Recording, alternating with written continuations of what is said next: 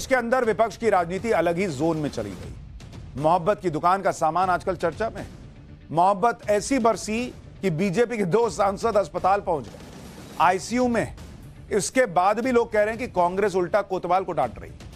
आज extra class में मैं आपको कांग्रेस की बाबा साहब अंबेडकर से सो कॉल्ड मोहब्बत वाली राजनीति के चैप्टर के बारे में बताऊं, क्योंकि कांग्रेस तो उन्हीं के नाम पर राजनीति कर रही है ना। बाबा साहब के साथ नेहरू ने और कांग्रेस ने क्या किया था? आखिर कांग्रेस इतना तिलमिलाई हुई है क्यों मोहब्बत की दुकान के दुकानदार आपे से बाहर हुए जा रहे हैं? इन सारे सवालों का जवाब आपको आज पाठशाला में मिल जाएगा। पहले ये रिपोर्ट। जय जय जय जय जय जय भीम, माफी मांगो, माफी मांगो, माफी मांगो, माफी मांगो, हमेशा माफी मांगो, माफी मांगो, माफी बाबा साहब का अपमान, ऐसे हिंदुस्तान, हमेशा इस्तीफा दो, इस्तीफा दो, सांसद का अपमान, ऐसे हिंदुस्तान। और क्या सर्वने याद किया? क्या सर्वने याद किया?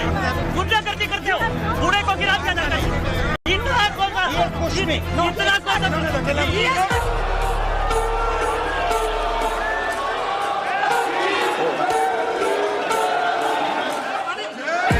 सभा की कार्रवाई आज 2 बजे तक के लिए स्थगित की जाती है। जिन्होंने जब तक सत्ता पर रहे आरक्षण के सिद्धांतों की धज्जियां उड़ाई, वो लोग आज बाबा साहेब आम्बेडकर के नाम पे भ्रांति फैलाना चाहते हैं।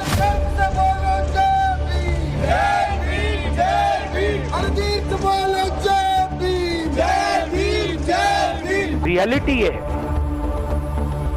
इन्होंने अंबेडकर जी का अपमान किया है, उसकी अपॉलॉजी होनी चाहिए और रिजाइन करना चाहिए होम मिनिस्टर को। हमारे प्रधानमंत्री जी, उनको बर्खास्त करना चाहिए।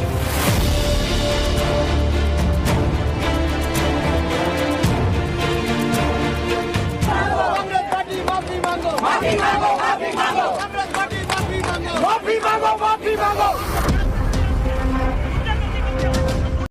नफरत के बाजार में मोहब्बत की दुकान खोल रहा हूं। आप मुझसे नफरत करो, आप मुझे गाली दो, ये आपके दिल की बात है। आपका बाजार नफरत का, मेरी दुकान मोहब्बत की। तो मोहब्बत बड़ी तबीयत से बांटी गई संसद परिसर में, इतनी जोर से बांटी गई कि विरोधी रक्त रंजित हो गए, अस्पताल पहुंच गए, 6 टांके लगे, आईसीयू में रहे। और एक शायर ने कहा, अगर ये मोहब्बत है तो एक काम कर, तू नफरत मत कर, तेरी सियासत भी चलेगी और लफ्ज़ मोहब्बत रुस्वा तो ना होगा। लेकिन बात शेर व शायरी की नहीं, बात राजनीति के गिरते उस स्तर की है जिसके घेरे में आज गांधी का नाम जोड़े कांग्रेस खड़ी है। एक परिवार की सत्ता बेचैनी खड़ी है, उसके बारूदी कारकुन खड़े हैं। सच ये है कि बाबा साहब अंबेडकर के नाम जितनी राजनीति कांग्रेस आज कर रही है, अगर वैसी नेहरू के समय में हुई होती तो शायद बाबा साहब को मजबूरन कानून मंत्री का पद तो छोड़ना न पड़ा होता। मान्यवर अंबेडकर जी को देश की पहली कैबिनेट से इस्तीफा क्यों दे दिया? अंबेडकर जी ने कई बार कहा कि अनुसूचित जातियों और जनजातियों से हुए व्यवहार से मैं असंतुष्ट हूं। सरकार की विदेश नीति से मैं असहमत हूं और आर्टिकल 370 से मैं असहमत हूं। एक श्री BC रॉय ने पत्र लिखा कि अंबेडकर और राजा जी जैसे 2 महानुभाव मंत्रिमंडल छोड़ेंगे तो क्या होगा। तो नेहरू जी ने उनको जवाब में लिखा है, दादा जी के जाने से तो थोड़ा बहुत नुकसान होगा, अंबेडकर के जाने से मंत्रिमंडल कमजोर नहीं होता है। तो क्या इसी सवाल और इतिहास के इसी तथ्य ने कांग्रेसियों को असहज कर दिया?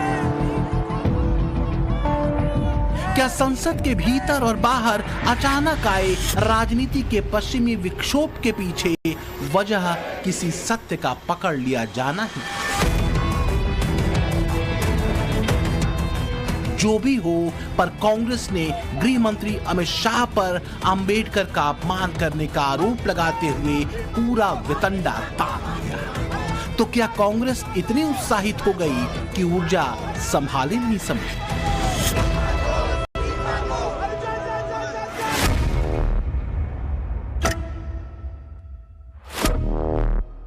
आखिर कांग्रेसियों और खासकर कांग्रेस के एक परिवार में बाबा साहेब अंबेडकर के प्रति उठी सम्मान की लहर क्या वास्तव में स्वाभाविक है?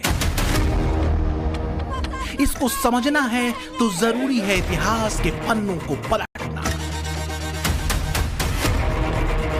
उस चैप्टर को खोलना जिसमें नेहरू की महत्वाकांक्षा और अंबेडकर के सामाजिक न्याय का पवित्र संकल्प एक दूसरे से टकराते दिखते हैं।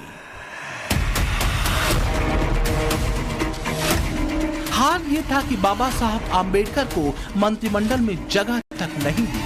महात्मा गांधी ने नेहरू से अंबेडकर को मंत्रिमंडल में जगह देने को कहा।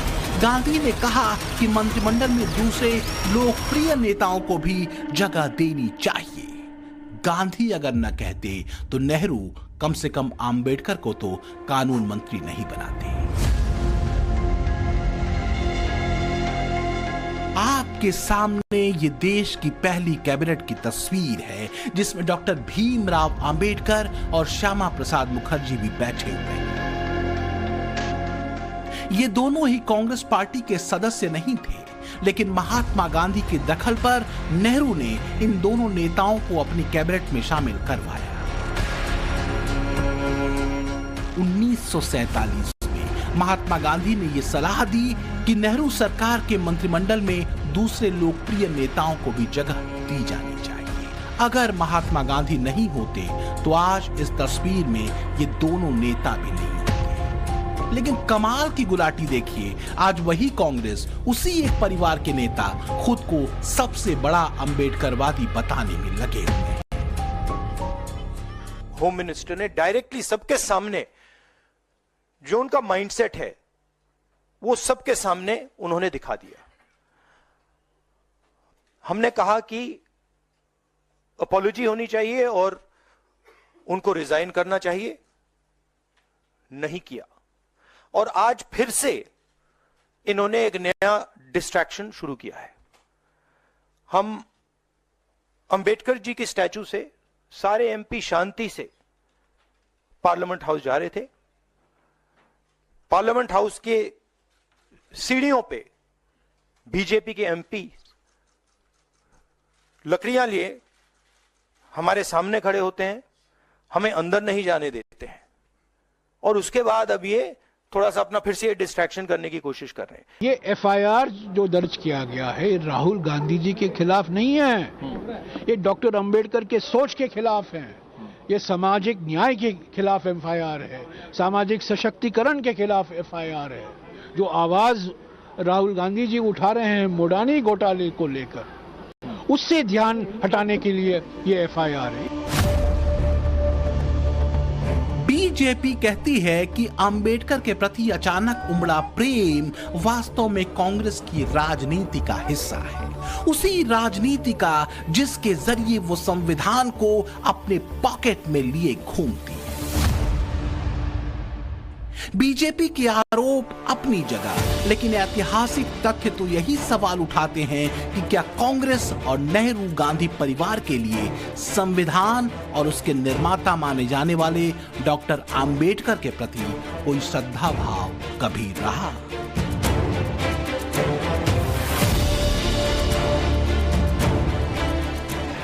उन्नीस 1951 में जबकि चुनी हुई सरकार नहीं थी, उन्होंने ऑर्डिनेंस करके संविधान को बदला और किया क्या? अभिव्यक्ति की आजादी पर हमला कर दिया गया।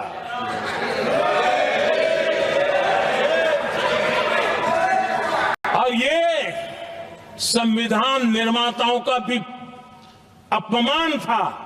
उसी दौरान उस समय के प्रधानमंत्री पंडित नेहरू जी ने मुख्यमंत्रियों को एक चिट्ठी लिखी थी।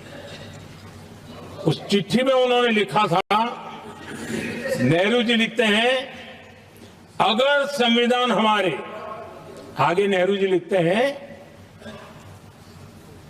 अगर संविधान हमारे रास्ते के बीच में आ जाए, ये नेहरू जी लिख रहे हैं, अगर संविधान हमारे रास्ते के बीच में आ जाए, आगे नेहरू जी कह रहे हैं, तो हर हाल में संविधान में परिवर्तन करना चाहिए। ये नेहरू जी ने मुख्यमंत्रियों को चिट्ठी लिखी। तो जो लोग आज संविधान की बात कर रहे हैं, अंबेडकर की बात कर रहे हैं, वो तो ऐसे लोग हैं जिन्होंने अंबेडकर को अपनी कैबिनेट के लायक नहीं समझा था। लेकिन ये तो सिर्फ शुरुआत है। ये लोग तो ऐसे हैं जो कहते रहे हैं कि संविधान अंबेडकर ने नहीं, नेहरू ने संविधान दिया है। ये लोग नेहरू को अंबेडकर से बड़ा बताने में क्या क्या करते रहे, आज आपको यह भी देखना चाहिए। इसी साल इंडियन ओवरसीज कांग्रेस के अध्यक्ष सैम पित्रोदा ने अंबेडकर पर बेहद आपत्तिजनक बात लिखी थी। सैम पित्रोदा ने लिखा था कि संविधान और उसकी प्रस्तावना में किसका योगदान ज्यादा है, इसका जवाब नेहरू है, अंबेडकर नहीं। बाबा साहब का दिया हुआ संविधान, अंबेडकर भारत के संविधान के जनक हैं। यह कहना भारत के आधुनिक इतिहास का सबसे बड़ा फर्जीवाड़ा है। मतलब यह कहना कि बाबा साहब ने संविधान दिया, यह सबसे बड़ा फर्जीवाड़ा है। यह कौन लिख रहा है? सैम पित्रोदा, राहुल गांधी के खासम खास। हालांकि बाद में विवाद होने पर सैम पित्रोदा ने यह ट्वीट डिलीट कर दिया था। लेकिन जो लोग आज एडिटेड क्लिप पर अमित शाह का इस्तीफा मांग रहे हैं, उन्होंने सैम पित्रोदा से कोई इस्तीफा नहीं लिया था। नेहरू के सामने ये किसी को कुछ समझते ही नहीं थे बॉस। अंबेडकर को लेकर इनकी सोच आज तक नहीं बदली है। साल 2006 में जब देश में यूपीए की सरकार थी, तो उस समय एनसीईआरटी की किताब में अंबेडकर का एक कार्टून सिलेबस का हिस्सा बनाया गया था। यह है वो कार्टून। इसमें दिख रहा है कि बाबा साहब अंबेडकर स्नेल यानी घोंघा नुमा संसद पर बैठे हुए हैं और पीछे नेहरू हाथ में कोड़ा लेकर अंबेडकर को मार रहे हैं ताकि गति पकड़ सके। साल 2012 में इस कार्टून के मुद्दे पर संसद में जोरदार हंगामा हुआ था। कांग्रेस पर बाबा साहब के अपमान का आरोप लगा था। तब कांग्रेस को माफी मांगनी पड़ी थी। यह कार्टून 1948 में प्रसिद्ध कार्टूनिस्ट शंकर ने बनाया था। इस कार्टून को 2006 में एनसीईआरटी की 11वीं की किताब इंडियन कॉन्स्टिट्यूशन एट वर्क में छापा गया था। 2006 में छपी यह किताब में कार्टून, 6 साल बाद 2012 में अंबेडकर के कार्टून पर संसद में भयंकर बवाल हुआ। तत्कालीन एचआरडी मंत्री कपिल सिब्बल ने इसके लिए माफी मांगी थी बॉस। सोचिए, 6 साल तक अंबेडकर को कोड़े मारते रहे नेहरू कार्टून में, और ये एनसीईआरटी की किताब में छपा रहा, बच्चे पढ़ते रहे। कांग्रेस की सरकार ने इसका संज्ञान तक नहीं लिया था। आप ये जानकर हैरान रह जाएंगे कि एनसीईआरटी की किताब बनाने वाली टेक्स्ट बुक डेवलपमेंट कमेटी में कौन था? योगेंद्र यादव जैसे लोग चीफ एडवाइजर हुआ करते थे। और इसका खुलासा खुद तत्कालीन एचआरडी मंत्री कपिल सिब्बल ने लोकसभा में किया था।